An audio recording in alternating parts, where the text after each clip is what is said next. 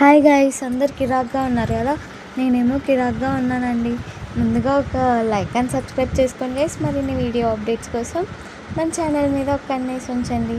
అలానే మనం ఈ వీడియోలో Srimathi Annapurna catering serial latest promo explain చేసుకుందాం. అన్నపూర్ణ లలిత ఇద్దరు గుళ్ళో పూజ చేసుకొని వచ్చింటారు కదా.